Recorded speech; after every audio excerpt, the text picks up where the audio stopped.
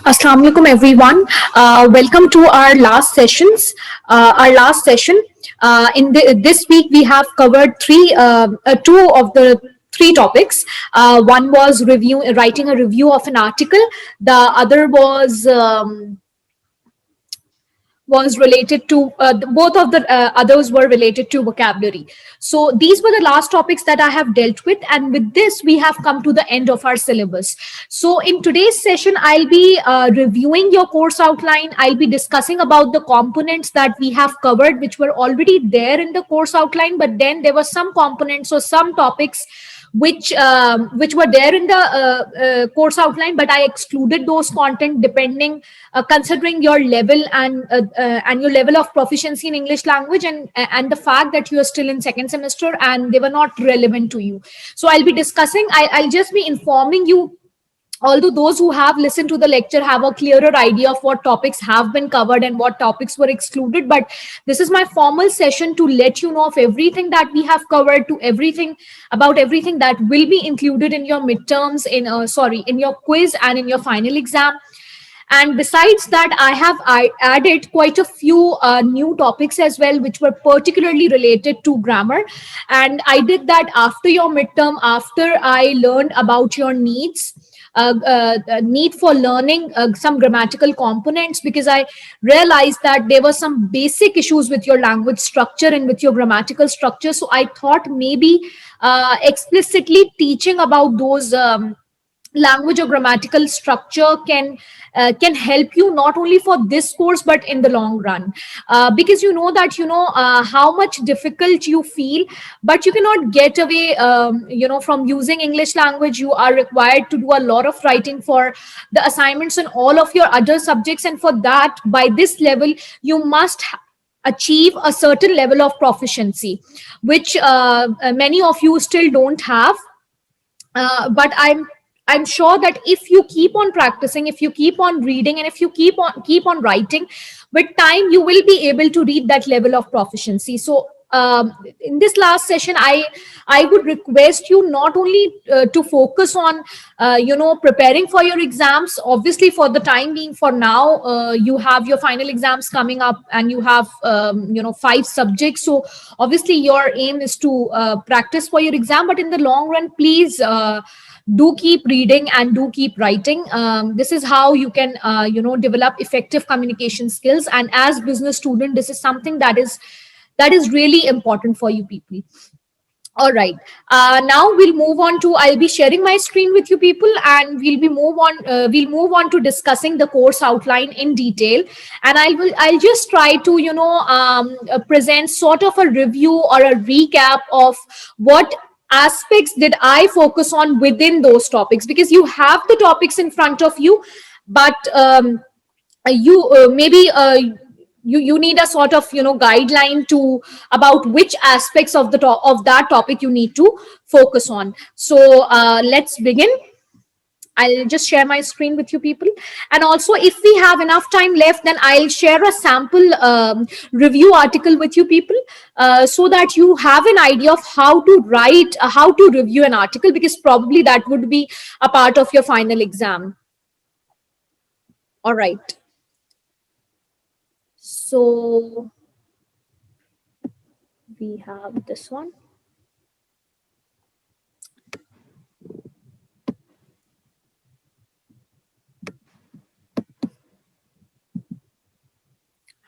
All right. So if I told you in the beginning that this was the outline that was provided to me by your department. It was the approved course outline of the university, and since I'm a visiting faculty member, so I just tried to just forward the course outline, and I was told that I have to follow this course outline and the course objective.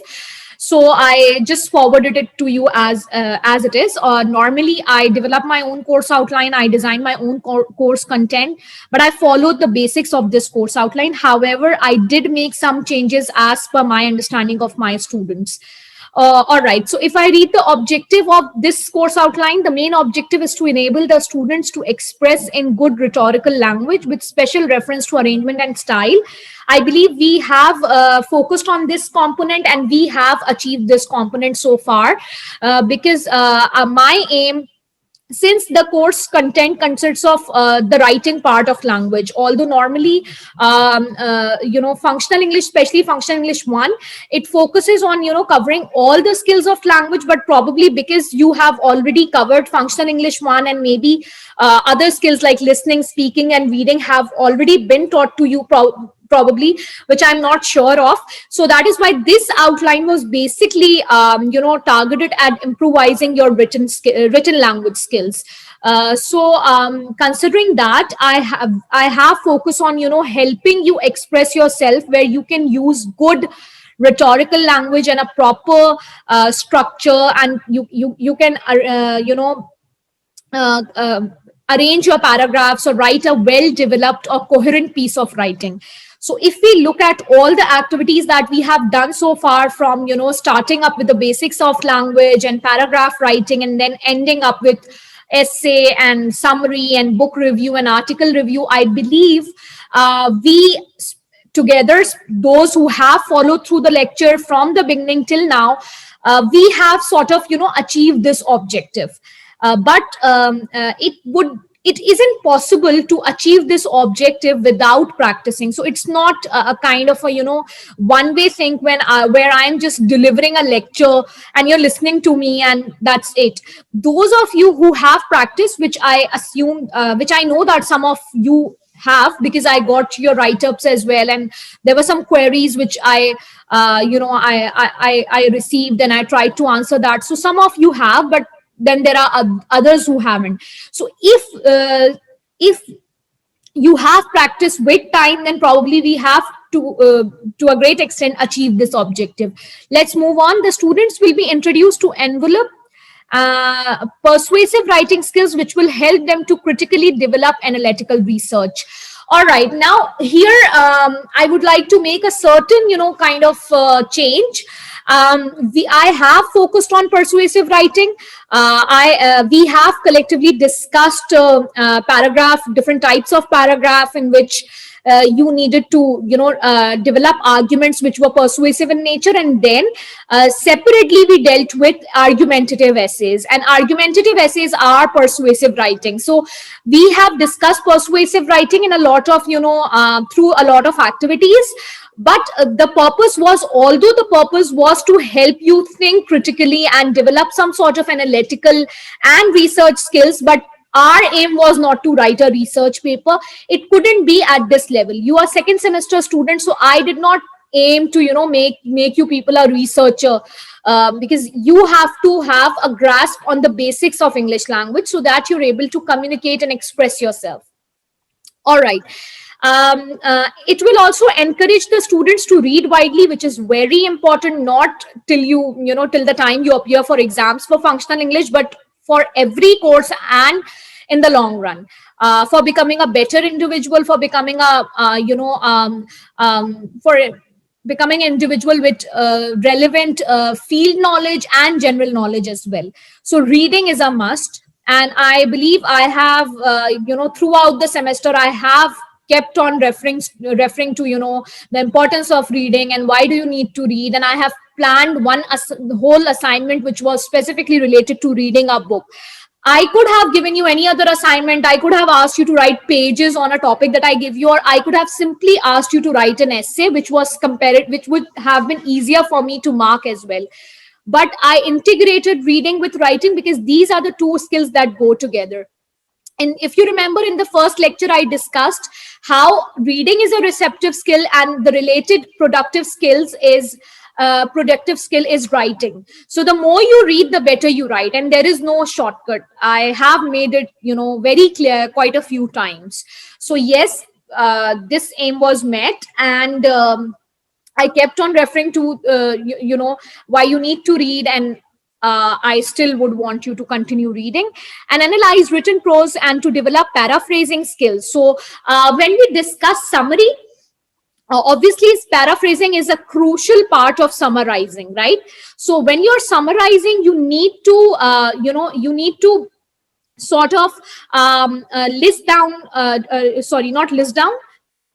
You need to summarize the main point of a text. You need to present a text in a way that only you have referred to a main point. So it's the condensed version of the original text, right? Uh, Paraphrasing is also a part of summarizing. Paraphrasing is a skill where you there is an idea in the original text, and you tend to rephrase that idea in your own words. So that is, you do it either by changing the sentence structure, or you use synonyms in place of the words or vocabulary that is used in the original text. So that is paraphrasing. Sometimes paraphrasing is also taught as a separate skill, and then after students learn paraphrasing skills, then they we normally move on to summarizing. In your course outline, there was no a separate component of paraphrasing. I could have, taught paraphrasing first and then move on to summary. But then we had some time constraints. Your semester was shrinked, and I was told to wind up the course by this month. So I did not spend a separate class, but I kept on referring to why you need to change the grammatical structure, and you need to use a range of vocabulary. And that is the reason I focused on developing better vocabulary skills as well. So paraphrasing is a very important skill. For that, you can just simply randomly pick up any article. I told you that you all need to develop the habit of reading newspaper daily, so or online, or maybe in hard copy, and you can just randomly put select articles, and then you can just paraphrase. Like, for instance, this is a paragraph in front of us in which the objective is written. So what you can do is that you can just rephrase this paragraph in your own words. You can change the sentence structure. You can change the words that have been used. The meanings remain the same, but it's your own. It's in your own words. So that is paraphrasing. Normally, in paraphrasing, the length remain the same, but in summarizing, your aim is not only to paraphrase but to present the condensed version of the original text. So that is why summarizing is one step ahead of paraphrasing. So if you are writing summary, you need to have paraphrasing skills as well. That is a must. All right. It will also sharpen their powers of observation and skills for writing about personal, public, professional needs and problems. Now, I tend to disagree with what is written here, because this statement is not in sync with the course content here. Why? Because we only focused on different forms of writing, from argumentative and persuasive and paragraph, and developing effective supporting sentences, to writing a review. It's written, they have mentioned professional writing basically involves writing for employment, that is CV, resume, or cover letters. And this is something that was not the objective of this course. Again, this comes at a later stage. So we did not, we weren't involved in any sort of professional writing here, but if we consider that those topics and problems, obviously we did argumentative writing. We presented solution. I told you how you need to write a solution oriented essay, how you need to have a proper recommendation section within your conclusion. So obviously we dealt with that, but we did not write professional. We did not focus on professional writing. And also we did not, though I asked you to maintain a journal diary, a journal in which you can just write about your daily routine, or whatever you feel, or any article, or any small a short story or something, whatever you're comfortable with, so that you develop that habit of writing. And also, when you maintain a journal or a personal diary, you don't have this fear that other people will read your writing. So you are more free, and you don't have this fear of being judged, so you can write freely. So I just referred to that. But then obviously it was, since we don't have this physical class, so I cannot discuss or coordinate about each and everything with you people. We have this space limitation, we have time limitation, but also that wasn't marked too. So we mainly focus on different types of writing here. Apart from this, it will further build their understanding on the techniques of composition. Yes, I have throughout focused on composing, how you compose a paragraph, how you compose an essay, what are the things that you need to consider. So yes, I believe we have achieved that aim too, collectively together. All right, so I would now move on to the course content. Orientation and writing structure. So if you remember the first class, I discussed the importance of communication skills in general. Why do you need to develop effective communication skills with specific reference to writing skills as a business student? So I focused on that, and how the most demanded the skills in demand, the entire perspective against around that have changed, as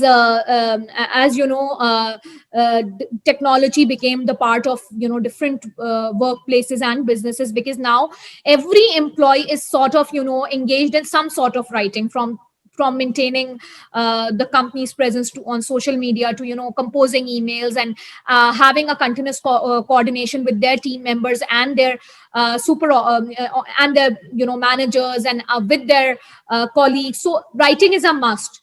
Right. So I discussed the basics of communication skills, the importance of communication skills, and the things that you need to focus on while you're writing. Then the next topic was approaches and practices. So if you can recall, and if you remember, if you have listened to that lecture carefully, I discussed the two different approaches to writing, which was a product approach where the focus is on the end product. This is the sort of writing that mostly students do till their intermediate, where mostly they are expected to cram questions and answers of specific questions within the chapter, or they're asked to cram different short notes on the character in a story, or they're expected to cram the summary of a poetry or things like that, and then on the day of their exam they're supposed to reproduce that.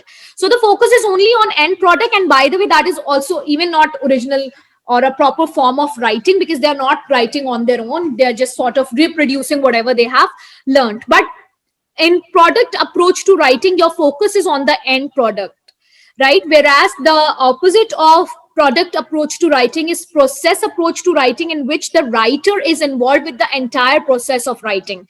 So it's kind of a circle process, where you brainstorm, and then you create an outline, and then you write the first draft, then you revisit, and you eliminate or exclude irrelevant point, but then you think that there are some necessary points which are missing. So you tend to sort of, it's a continuous process where you're continuously involved with the writing process. You are a part of that writing process. So that is something that we discussed. I hope you remember that, and if not, you need to revisit that. Also, somebody asked me, I think I received a message before midterm that, ma'am, what is the difference between this or that? So I did reply, but then I clarified that I would never ask theoretical questions. So in a paper on language, on assessing your English language skills, you will never be asked to define something or tell me that, okay, what this approach is or what that approach is. The point is that whatever I teach, whatever I have taught you, it must reflect on your write-up. So the way you write, you should integrate that into your writing. Are you getting my point? Similarly, the next topic was characteristics of writing. So I discussed the 7 C's of communication. Why do you need to integrate those 7 C's while you're writing anything, be it anything. It's even if it's an essay, or it's a simple email that you are sending to your colleagues or your subordinates. So it must have clarity. It must be complete. It must be concise. You must be courteous while writing. So I discussed the 7 C's of communication. So yes, I now exactly remember that one of the students asked me about the 7 C's of communication, or how, if I'm going to ask them that what are the 7 C's of communication, or make a comparison sort of thing. I would never ask theoretical question, but whenever I'm assessing your writing, last time I assessed your paragraph, so I see if the ideas are complete or not, if the ideas are clear or not, are you concise, or your write-up is too wordy. So I do assess that. So that must reflect in your writing, and I don't teach you the theory only. I always show you some samples, or some examples, or good writing samples. So that must sort of reflect in your paragraph, in your writing, in your essay. So I would assess you, from practical point of view. I wouldn't ask you to reproduce whatever you have learned. So, you need to unlearn whatever you have been doing right till now, till your intermediate. And there is no more learning now in English language. It's all about your ability to express yourself. All right. Understanding paragraph development and then paragraph unity. So if you could recall, once we were done with the introduction and the basics of writing, we began paragraph writing. And the first thing that I began was that what a paragraph must consists of. So I focused on how to achieve paragraph unity, and that is specifically related to composing effective topic sentences. And because topic sentence is sort of the entire, it's a sort of the gist of your entire paragraph. So if you have written a well developed topic sentence in the beginning of your paragraph writing, then obviously a considerable part of your writing has been done. If you have a clear thought, and then you're able to put that thought in that paragraph through your topic sentence, you have been able to at least give this impression to the reader that you have clear ideas and you can express yourself well. And then how you support that is something that we discuss later, the different kinds of supporting sentence. So with reference to topic sentence, I need you to please remember that your topic sentence has to be specific. Please do not talk about anything general which does not communicate your stance or your idea to the reader. I mean, to me, as because I'm the only reader right now. So please have a very clear stance about things. So if you think that, okay, your writing is ambiguous, please practice developing clearer sentences. Since again, you people are not used to writing, you write sentences. I have checked midterm papers, and most of you wrote sentences that were so unclear, that were incomplete. There were too many ideas put together within a simple sentence, and none of the idea was clear. So that is sort of a blunder. Please do not repeat that in your final examination. Try to write clear sentences, concise sentences. Do not use too many words. You do not need to use complicated vocabulary. If you are not sure about the usage of a particular word, I have seen writing, I have gone through papers where people have used words that are too complex, but that does not go with the overall context or the overall meaning of the overall paragraph. So that is completely unrelated, and people have just tried to fit that word somewhere in the paragraph in order to sound fancy, which is obviously not a very good idea. So please don't do that. Avoid making this blunder. Just write simple sentence. That's it. All right. Once we discuss topic sentences, then we move on to discussing supporting topic sentences. So if you remember, we discussed in very detail that what are the types of supporting details that you can use, and that you can use in your paragraph. So there is a topic sentence, but obviously you need to prove your point in the through different supporting material. So if you remember, I discussed how you can use example as a supporting material for supporting your topic sentence. You can elaborate on your main idea on your topic sentence by referring to a list of examples, and then I showed you a sample for that. So please, if you have forgotten, revisit that lecture. Then the second type of supporting material was details. So sometimes you have just listed you have just referred to the idea or phenomena as part of your topic sentence, but you need to elaborate on that. So providing enough detail is yet another way of supporting your topic sentence, because if there is no substance, then probably there is no point of your supporting sentence. You need to back everything that you say with the help of proper example or proper reference or relevant details.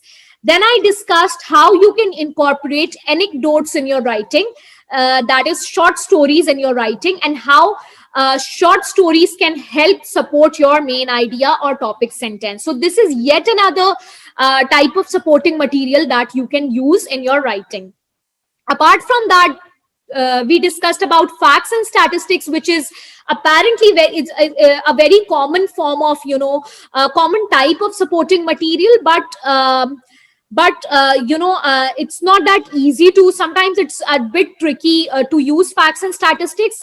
Some of you in your midterm exam, you just referred to statistics or facts which for which you did not provide any source. So please do not refer to facts or statistics without giving any reference. You need to provide a proper reference for that.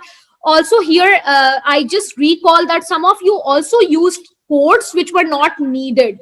So please, I know till intermediate you have been taught to use quotation everywhere, just to so that your writing appears impressive to the reader, or just to sound fancy. But I would say, please do not use irrelevant quotes, especially where they are not, where they are not needed at all. So keep it simple.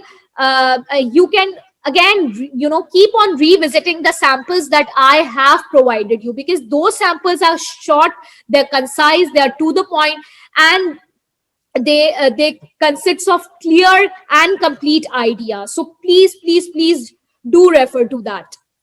All right.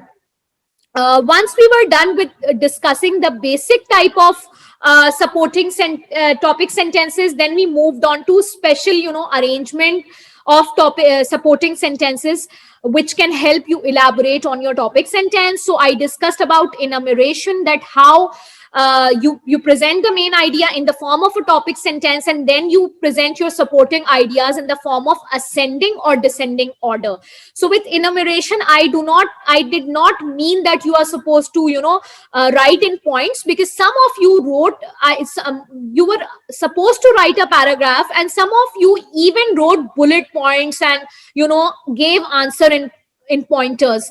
Please again unlearn that. Whenever you're writing a paragraph or an essay or an article, you don't need to use bullets or pointers in your writing. Enumeration means that you have presented a topic sentence, and then you have your ideas. So you can either begin from discussing the least important idea, you can build up, and in the end you can present the most important idea for your paragraph, your write-up. Or you can begin with most important idea, and then you can go down to the least important one. And again, you can refer to the sample that I have provided. There was one paragraph which was about why the student selected that university, and then the student referred to different reasons behind that. In one of the example, that paragraph was arranged in ascending enumerative order, and in the other example it was arranged in the descending order. So for reference, you can revisit that.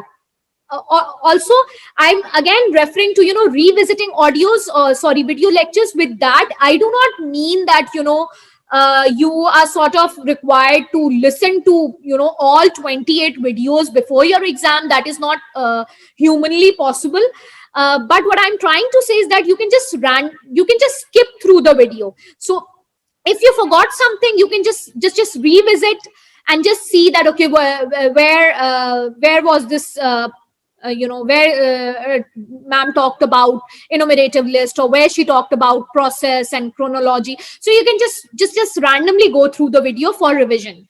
You don't need to listen to the complete video again. All right. And if there are people who have taken proper notes and they have jotted down the main ideas, then that wouldn't be a problem for you. Or you can just revisit the sample write-ups that I have provided for your reference and for your exam preparation. Also, the third topic was that the next topic within that fourth chapter was process and chronology. So another type of arranging or type of supporting sentence that you could use is process and chronology. So if you remember, I shared the example of a paragraph where the writer discussed how people are nominated for Nobel Prize. So the writer basically referred to the whole process of nominating people for Nobel Prize. That was the paragraph in which process approach was followed. So process approach is when you sort of refer to a proper process for something. For instance, you are presenting a recipe for something that also follow that process order. Then after process approach, I refer to chronology.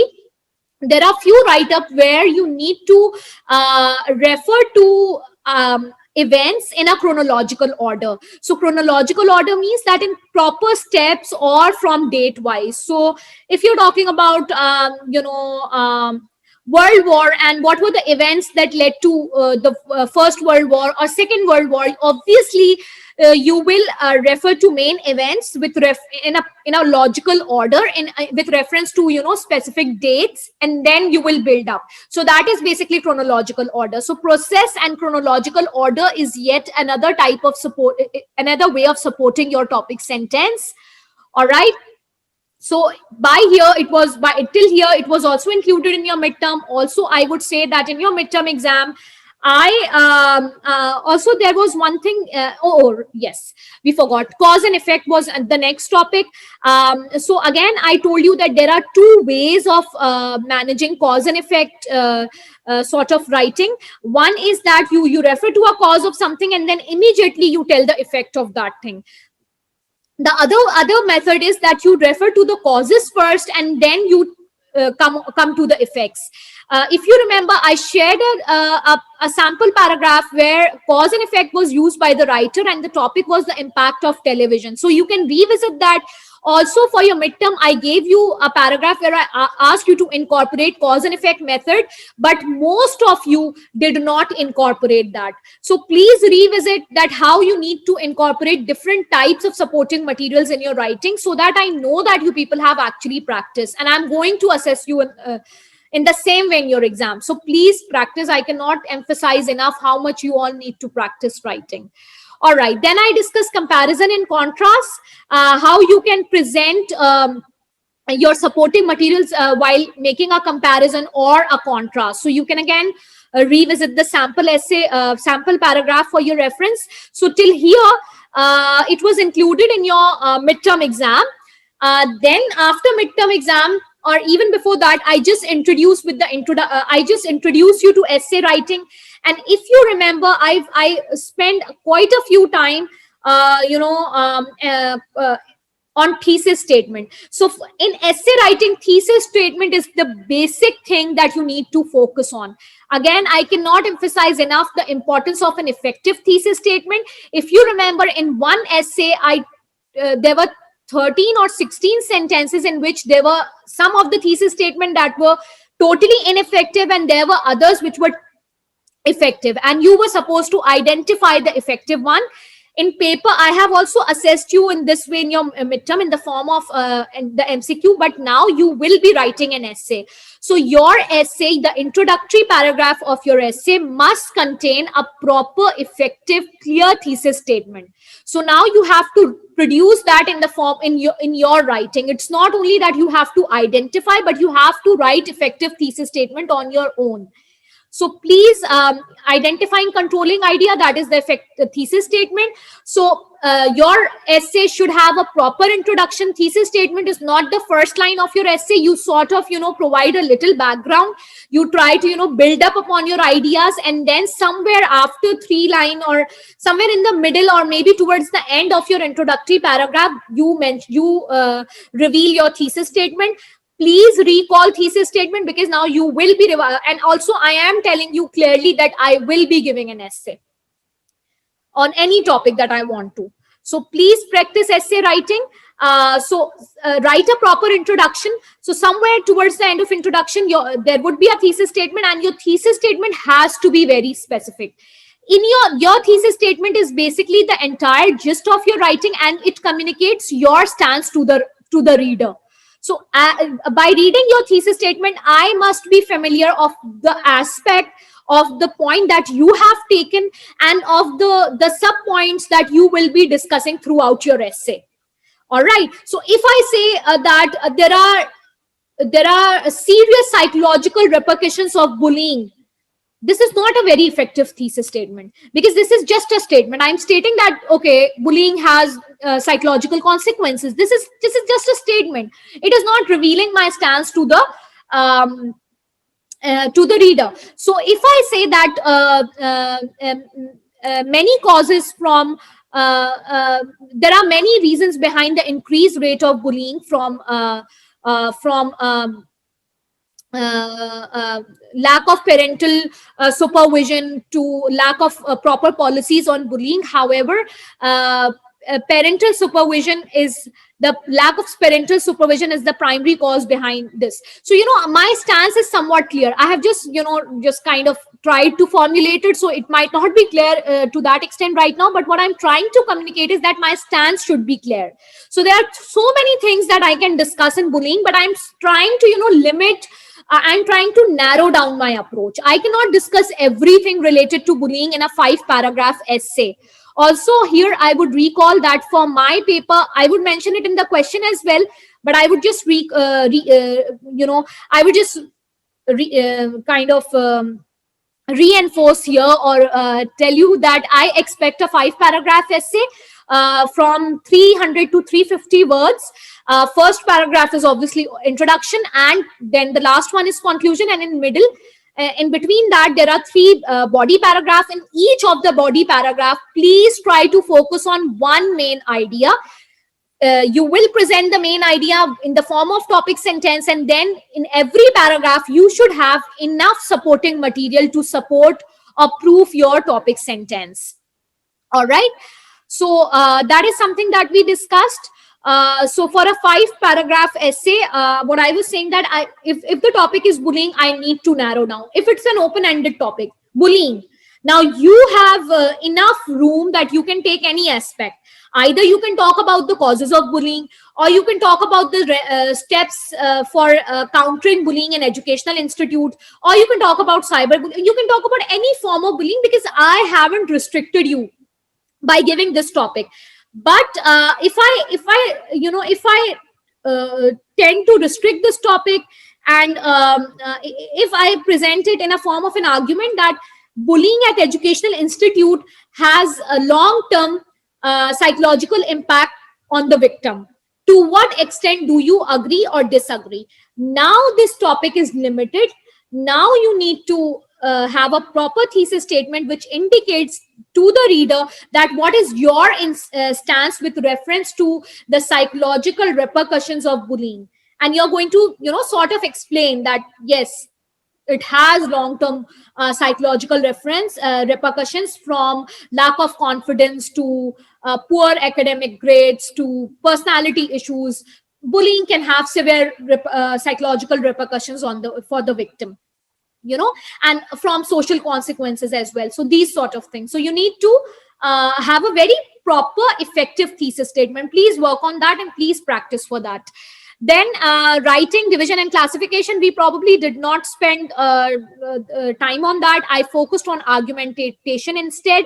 I discussed descriptive essay, I discussed narrative essay, I discussed argumentative essay. Probably I will be more focusing on persuasive or argumentative essay. So please practice developing effective arguments. I told you to strike a balance between logical appeal and emotive appeal if it's a persuasive essay. If it's an argumentative essay, then the focus should be on logical appeal and not on emotional appeal. So just try to have relevant logical arguments for supporting your point. If you do not have enough cogent argument, if you have gone through your midterm copies, which I had submitted in your university, in your department, if you have gone through your midterm exam, I have written detailed comments on everybody's copy almost, and for a lot of students I have mentioned in the end of their paragraph, lack of enough cogent arguments. So most of you did not score well because there were no arguments to support your main point in your writing. You were just talking about, random thing. There was one statement and then most of you suddenly jumped to another statement, and the statements did not have any sort of, connection or any logical connection at all. So please, avoid doing that. Try to write cohesive, coherent paragraphs. All right. Then comes this topic in your course outline, which is special skills in writing. The short paper, no, we did not focus on writing paper because this is not needed at your level. Writing a summary, along with summary, I mentioned about book review. So summary is one thing. I will give you a text and you will be asked to, summarize, and book review is another. it's a task. Acha, book review will not be included in your paper. It's just a part of your formative assessment. The deadline is Monday. I wouldn't accept it after Monday. So please do not expect me to extend the deadline, because I have already assigned you this task in the beginning of this semester, and now we are approaching the end of semester, so I'm not going to extend it. All right. So summary is one thing, and review is a book review or critique is another, because in summary there is no room for your personal analysis or evaluation of the write-up of the original text. But in a review, you sort of present an evaluation. You evaluate a written piece, be it a text or a chapter or a book or whatever. So when you're writing book summary, you have to strike a balance between the summary of the book and your personal evaluation of the book. What were the strengths, what were the weaknesses, and that sort of thing, which we have already discussed in detail in the lectures probably 2 weeks ago. Then I talked about the critical review. We just this week we have covered the topic of article review, so you can revisit that. I told you what are the basics for reviewing article. Probably we do not have enough time. We are already short of time, so I would just upload the article in your Google Classroom. In case I forget, please do remind me. The CR can message me, although I probably won't. I would just upload it. So these were the things that we covered. Apart from these topics, we covered a lot of topics from grammar. All of those topics which we covered are included in your midterm and in your quiz and in your final exam. So in grammar, we discussed in detail the usage of different tenses. Where is it appropriate to use present indefinite, and where is it not? So focus on the usage. I'm not going to assess you on the rules of grammar. All right, you have done enough of rules in your school and colleges, so I'll not be assessing you on that. Besides that, we discussed word classes, we discussed types of sentences, we discussed types of sentence structure, we discussed modal verbs, then we discussed vocabulary. So everything related to grammar topic and vocabulary that we have covered will be a part of your exam. And for vocabulary, I would always provide you contextual cues so that you can decipher the meaning with the help of the context cues that I have provided. I wouldn't ask you to cram a list of words and cram the meaning and then reproduce it in my exam. I would give you the contextual cues. Please do revisit how to utilize contextual cues for deciphering the meaning of unknown words in the text. So that's it. Probably before your exam, I'll just write all the topics and send it to you so that you have it in front of you, all the additional topics that we have covered. We also discussed modal verbs, so I hope you don't forget. Please go through all the lectures and they have all the required details. So that's it for today. I hope that the revision would be of help to you people. Please start practicing and keep writing, keep reading, and that's it. All the best. And also follow the rubrics whenever you're writing. Keep a track of the content, focus on writing. Please proofread before submitting. All right. So please avoid making language errors at this level. Especially the basic grammatical errors. I've tried to help you in this regard. I hope that you all would perform comparatively better this time. In fact, a lot better as compared to your midterm. So thank you. All the best for your exams.